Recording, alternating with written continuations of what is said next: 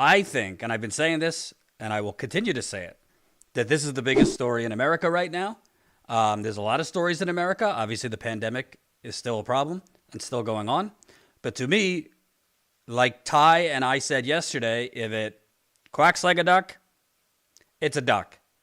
And I think every day that passes, it's becoming more and more evident that there is a pretty in-your-face cover-up of what actually happened to Andrew Brown, a 42-year-old black man, father of 7.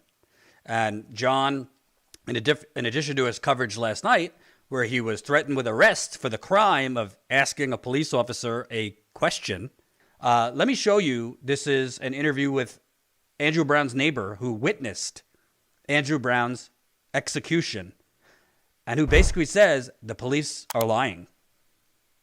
Again, this is an eyewitness and a neighbor who saw what happened and told John, we haven't aired this yet, that they are lying. Let's take a look. Tell me what happened that day. I heard one shot and I jumped up. By the time I came to the door, I seen a whole bunch of commotion going on down here with the law. So by the time I got down here, they were standing, actually, he was trying to leave, as you see, the child prints. He was trying to leave and they were standing about over there where this young man truck is parked. And actually standing behind as he's pulling away, shooting. And of course you could tell because they had to be standing on this side to even him getting shot 4 times on the right side. Yeah. So it's none of y'all, what y'all saying is justifiable. Right. It was no cop anyway, as they're trying to say now, because if so, why aren't you showing that? Right, exactly. And did you hear the district attorney say that Andrew, they claimed that Andrew tried to hit the officers with the vehicle? That was not, no, that did not transpire at all. Right. And how do you, I mean, you explained it briefly, but how do you feel about them not releasing the footage? Let's just know that it's something more behind this, which was like I stated. Would you say it's a cover-up? Yes, it's a cover-up. Exactly. That's what it is.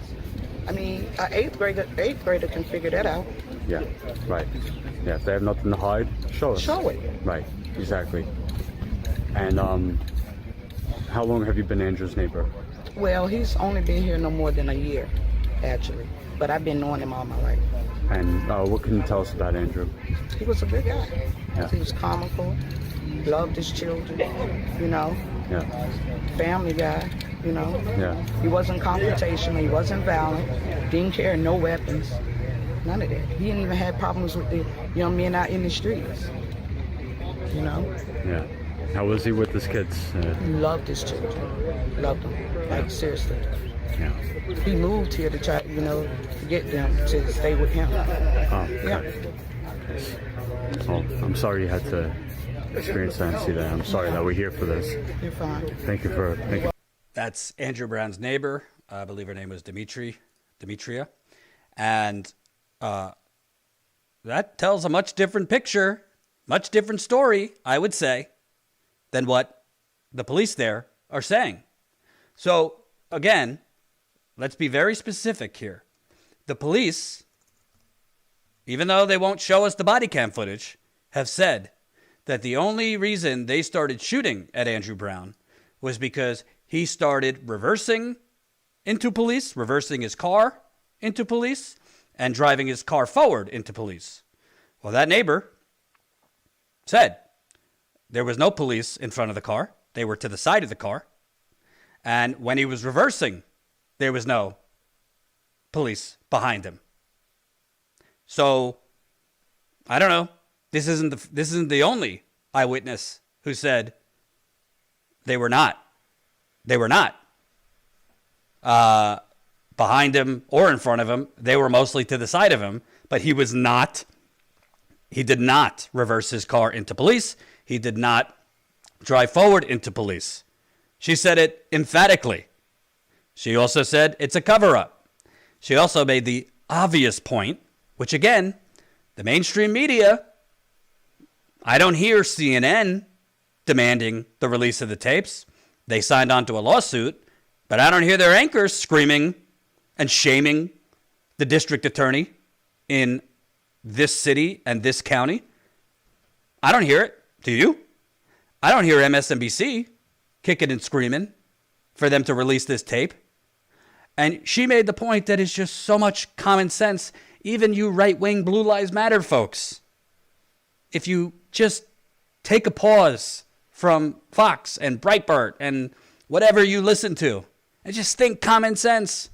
If this man was using his car as a weapon, if this man was reversing into police officers and driving forward into police officers, come on, don't you think that would have been out 9 days ago? Come on. What does Biden say? Come on, man. And Biden, if you missed my coverage the other day, boy, was that a bullshit speech. Heavy on platitudes, heavy on, resistance, rhetoric. Not really big on actual meat and potatoes and actual, I'm going to lead to get a $15 minimum wage, get a $15 minimum wage. I'm going to lead to, bring jobs back. I'm going to lead on actually regulating Wall Street. I'm going to lead on actually, giving people health care. It was all like platitudes, but not a lot of actual meat. Why is what happened to this man now over a week ago still a secret? Why is the media not pushing back that releasing the tape does not impede an investigation? That's why I always say we cover what the corporate media covers up. Because CNN's not covering it the way it should be covered. MSNBC's not covering it the way it should be covered. And you want to know something? If they did release the tape and it showed what they say it shows, I'd be happy. I'd be perfectly happy to say, well, the tape was released. It does show that he was reversing, into officers, driving into officers. I'd be happy to say it. I suspect that's not what's on that tape. But I'd be happy to say it if that were true. This isn't about, we're just blind and we're just going to say, the police are 100% always wrong. But if they're not wrong and it is justified, you better damn believe this would have been out 9 days ago. And it's insane to me. It's really sad that in America, the American people and media, by the way, they will only be outraged if they actually have video. And I understand we all have short attention spans. Digital and social media are creating a whole new ADHD generation where people can only watch something for 45 seconds. Thank you for watching something longer than 45 seconds. But people should be just as outraged as they were with George Floyd and Daunte Wright and Eric Garner for this. Because the absence of a video, the absence of transparency, to me, you should assume what's on that tape is just as bad as George Floyd, is just as bad as Daunte Wright, is just as bad as Eric Garner. Hope you enjoyed that last video. Hop on over to statuscoup.com where you can sign up for our email list and become a member for as low as $5 to $10 a month. Membership is how we grow. That's statuscoup.com/join. And remember, join our email list so we can grow the revolution with you.